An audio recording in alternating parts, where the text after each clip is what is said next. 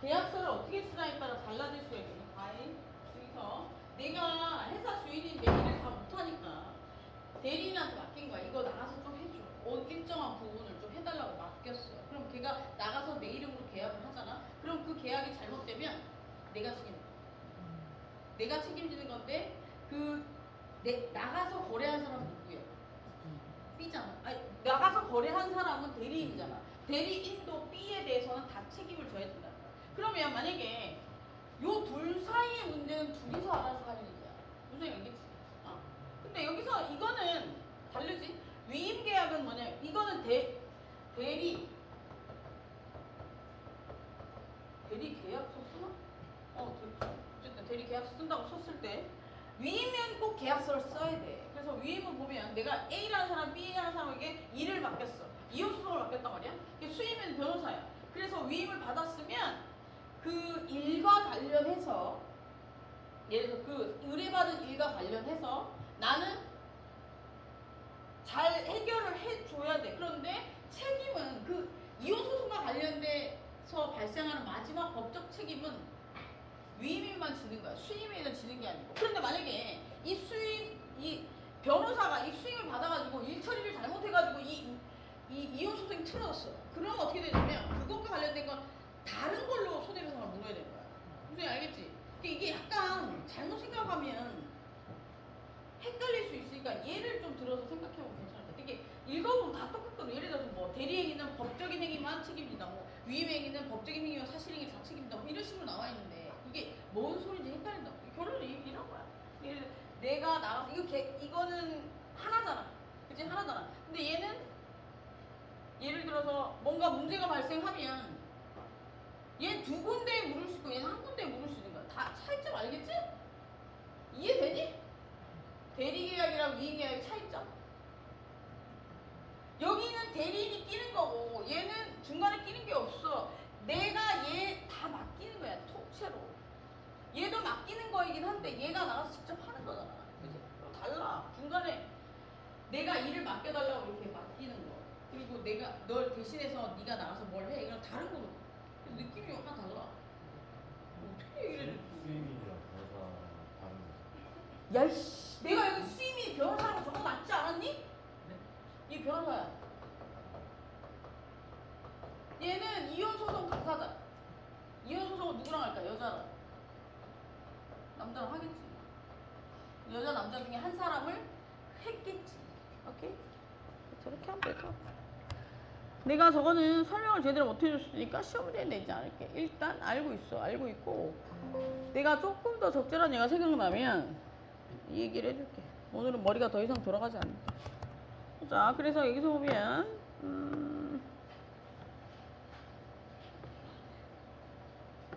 보면 보자. 미 상사채권 청약 승낙 납부통지서. 납부통지서는 그 납부 할 것인가 말 것인가를 나타내는 납부통지서. 따라서 이게 풀로 다 됐겠지.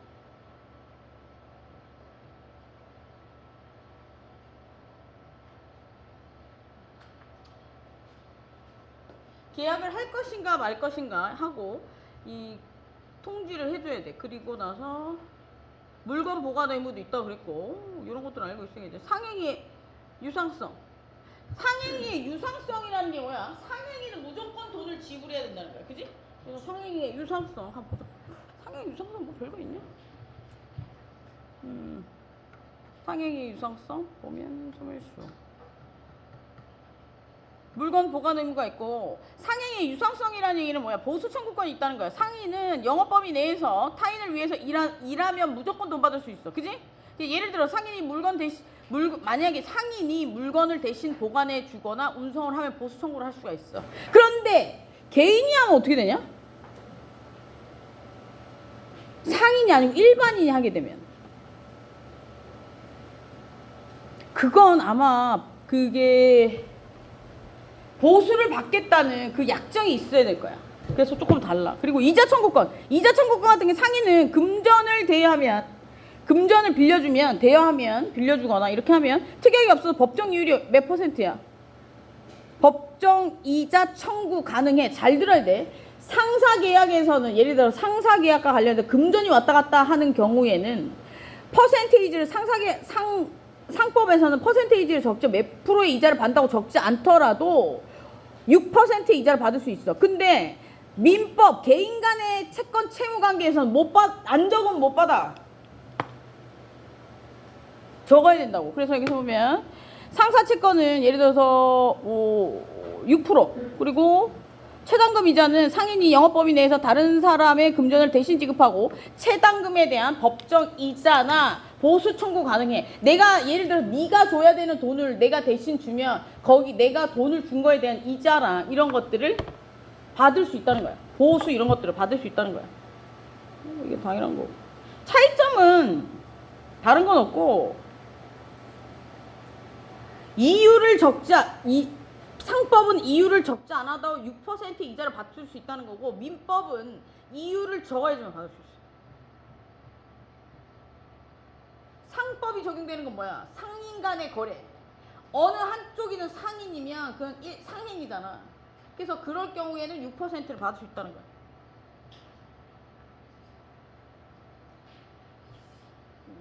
보자. 상법 규제. 그리고 상사채무는 뭐야? 상거래를 하는데 채권 채무 관계가 생길 거 아니야. 예를 들어 내가 뭐 물건을 예를 들어서 A라는 상인이 B라는 상인의 A라는 상인이 B라는 상인에게 뭐 그러니까 물건을 납품받는 걸 했단 말이야. A가 B에게 물건을 납품받기로 했어. 그러면 A가 B에게 물건을 납품받았어. A는 뭘 해줘야 되는 거야? B에게. 내가 앉아있으면 이해가 안 되지. 보자. A가 B에게 예를 들어서 물건을 납품받았어. 그러면 A는 B에게 뭘 해줘야 돼? 돈을 지불해야 되잖아. 그지? 채무가 있는 거잖아. 그지? 돈을 줘야 되는 채무가 있어. 그러면 이 채무의 변제는 어디서 해야 될까? 그 얘기를 하는 거야. 채무 변제 장소, 이행 장소. 개념은 영업상 채무는 채권자의 현 영업소에서 변제해야 된다라고 돼 있어. 그지? 그래서 A가 B에게 물건을 납품받고 만약에 돈을 줘야 되는 채무가 남아 있다면 어떻게 돼? 얘는 받았잖아. 그럼 얘에게 돈을 줘야 되는 채무가 발생하는 거야. 예를 들어 A와 B 사이에 물건 납품 계약을 했어. 계약을 하면 예를 들어서 B가 물건을 납품하는 애야. 물건을 납품하는 애야. 그러면 B에게는 어떤 채권이 있어? 채무가 있어. 물건을 줘야 되는 채무가 있어. 그지? 어떤 채권이 발생해? 그러면 돈을 요구할 수 있는 채권이 발생하는 거야. 그러면 A는 어떤 채권이 발생하고 어떤 채무가 발생하는지 보자. 어떤 채무가 발생해? 돈을 줘야 되는 채무가 발생하고 뭘 요구할 수 있어? 물건을 받아야 되는 채권이 발생하는 거야. 그래서 여기에서 이 채무 말이야. 이게 채무. 이 채무는 도대체 어디서 하냐? 예를 들어 사례가 바뀐다면 돈을 줬는데 얘가 안 줘. 그러면 그 채무를 변제해야 되는 장소는 주소지로 간다는 거죠. 그래서 그 얘기고 이행 청구 채무 관련된 이행 청구는 영업시간 내에만 이행 청구를 할 수 있대. 영업시간 외에 채권자가 변제 요구를 안 하면 이행 지체가 뭐 예를 들어서 영업시간 내에만 이행 청구가 가능하다. 그러니까 이런 거지. 내가 5시까지 근무를 해. 5시까지 근무를 하는데 100만 원을 갚아야 돼. 그러면 5시 안에 가서 받으라고. 그래서 내가 5시 안에 가서 못 받았다고 해서 그 다음날 이자를 못 받는다는 거야. 이해되냐? 니랑 나랑 상관이야. 내가 나한테 돈 받을 게 있어. 너희 회사는 6시까지만 근무를 안 해. 내가 6시 안에 너한테 뭔가 얘기해야 되는 거야. 6시 이후부터는 얘기할 수가 없어. 그래서 내가 영업시간 내에 얘기하지 않아서 하루가 넘어가잖아. 그럼 이자 청구를 못한다고 내가 너한테. 그 얘기야. 개울게 적어놨어. 책 읽을 수 있겠어? 지금 내가 책을 읽어주고 있는 거야. 쉽게. 심히 걱정이 돼서 보자. 그 다음에 상사채권의 인적담보. 상사채권 이게 봐봐. 채권이 있잖아. 물건은 물건 계약은 등록이 필수잖아, 그지? 근데 채권 계약은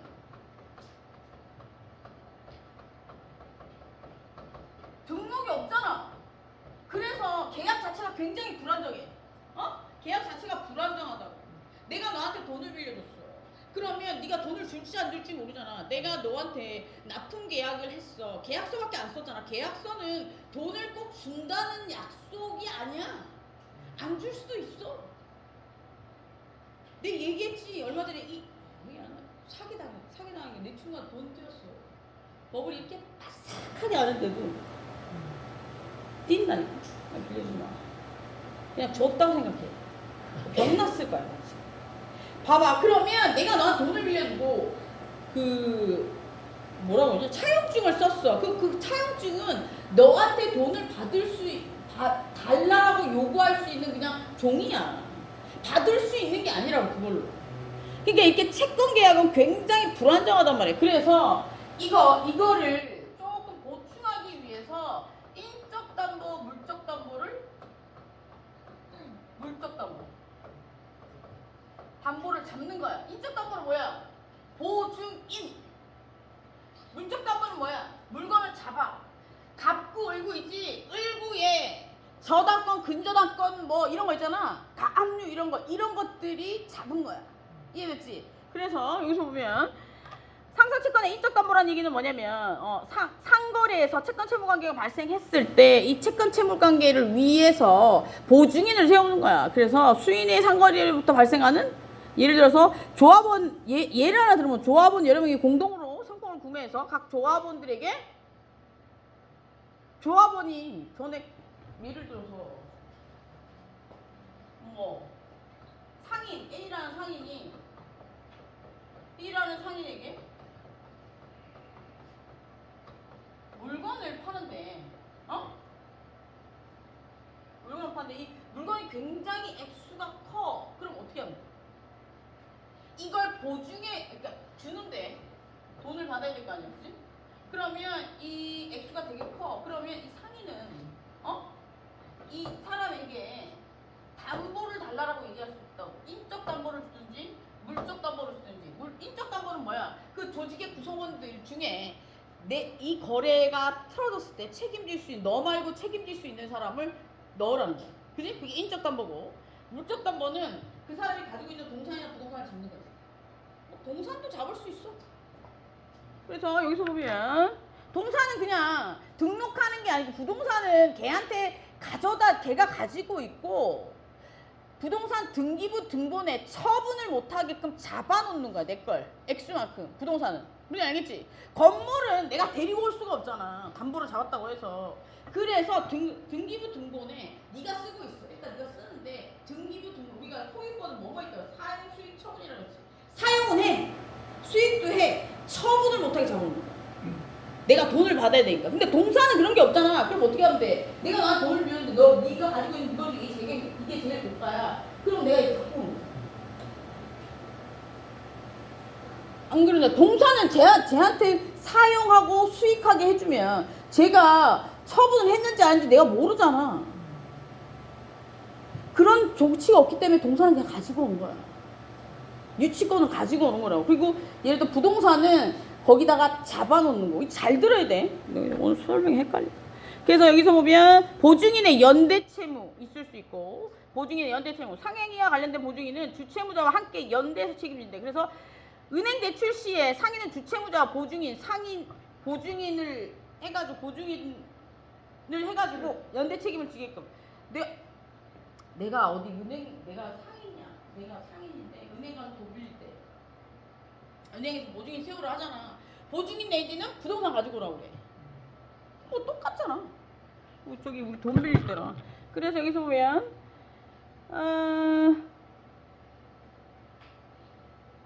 예를 들어서 임치를 받은 상인의 책임. 임치는 뭐야? 임시적으로 가지고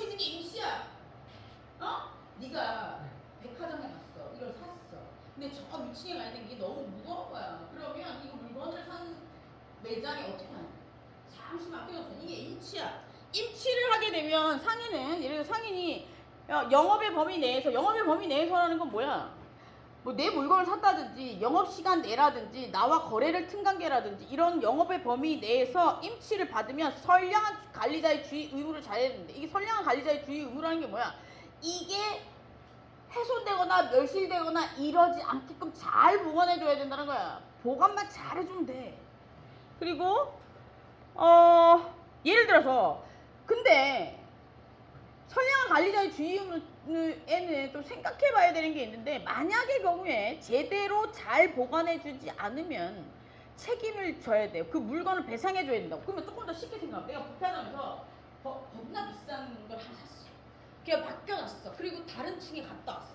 그럼 걔는 어떻게 돼? 그걸 손상되지 잘 가지고 있어야 되지. 근데 만약에 백화점 직원이 잠시 자리를 비운 사이에 지나가던 아이가 거기 가방이었어. 2천만 원짜리 가방이었어. 거기 지나가다가 뛰어가지고 음료수를 쏘았어.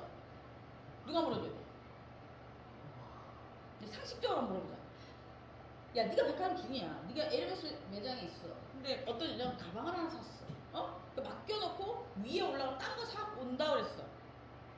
근데 얘가 지 아들이 데리고 가다가 아들이 별나가지고 아들이 그 가방에다가 콜라 쏟아버려. 얘는 부인 가방 사고 온 거야. 콜라 쏟아버렸어. 그럼 그 2천만 원짜리 가방은 누가 물어줘야 돼? 누가 물어주냐? 1차적으로 뭐? 1차적으로 매장에서 하고 응. 그 아이랑은 따로. 그러니까 이거는 봐요. 원칙적으로 예를 들어 내가 맡겨놓은 사람이라고 나는 백화점을 상대로 해서 손해배상 받으면 돼. 손해배상 받으면 되고 너와 너의 사이는 누구의 잘잘못 우리가 교통사고 나면 허세페이지 따지잖아. 그런 것처럼 그거 따져가지고 하겠지.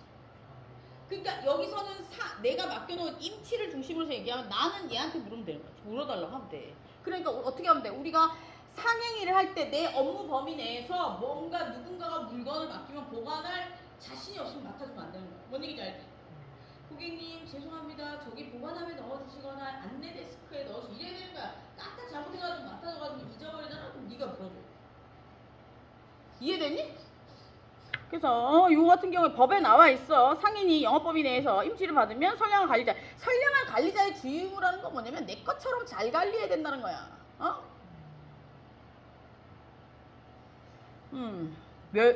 유가증권이라는 건 재산적 가치가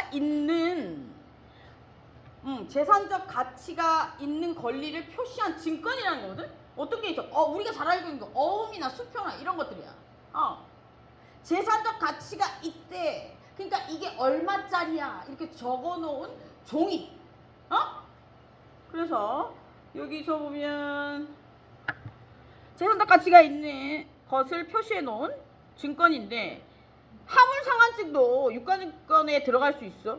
그리고 창고증권도 들어갈 수 있고 예를 들어서 내가 화물을 맡기면 그 화물 속에 실리는 게 뭐야? 굉장히 재산적 가치가 높은 거지. 그래서 그거 내가 화물을 실었다는 증명서잖아. 그 유가증권이야. 가격을 내릴 수 있는 걸 적어놓은 서류. 그리고 예를 들어서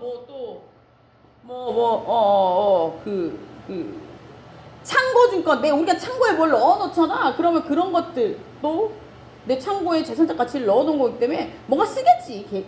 계약서 같은 거 쓰겠지. 뭐 넣어놨다고. 그리고 어음이나 수표는, 그지? 어음이나 수표는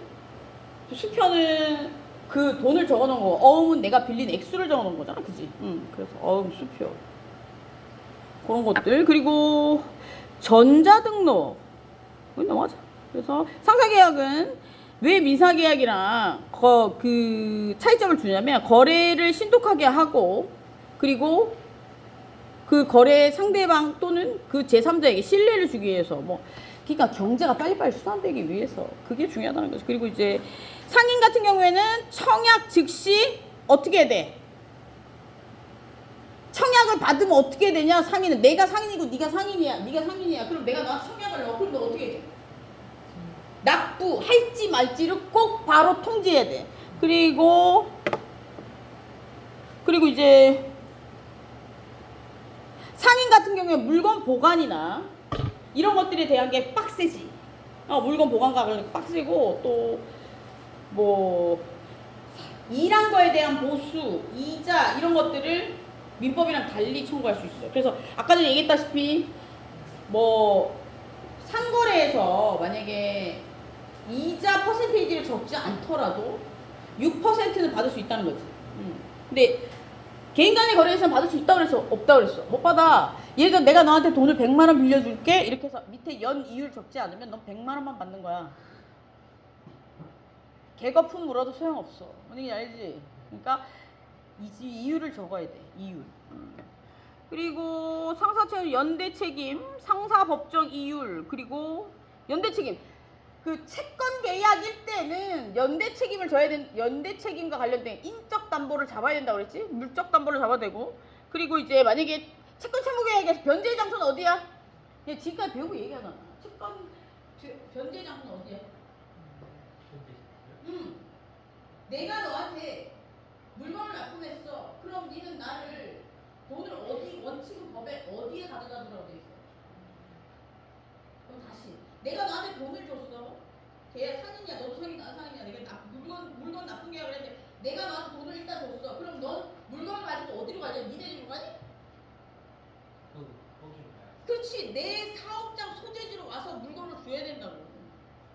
그 돈 민법도 마찬가지야. 돈을 갚는 건 그 사람 집에 가서 갚아야 된다고 원칙적으로. 근데 요즘 온라인으로 송금하니까 통장이 나의 집 아니냐? 통장에 돈 많을수록 행복한 거냐? 모르겠다. 그리고 이자 저기 채권 그니까 채권 출심은 영업시간 내에만 할 수 있는 거야. 그래서 카드사에서 4시까지 넣어주세요 이러는 거야. 4시까지 얘네들이 그날 전화 안 오잖아? 그 다음날 이자를 청구할 수가 없어.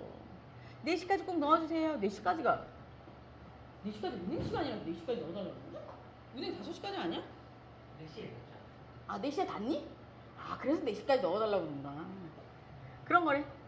그래서 상식선에서 한번 생각을 해보더라고. 여기까지 해.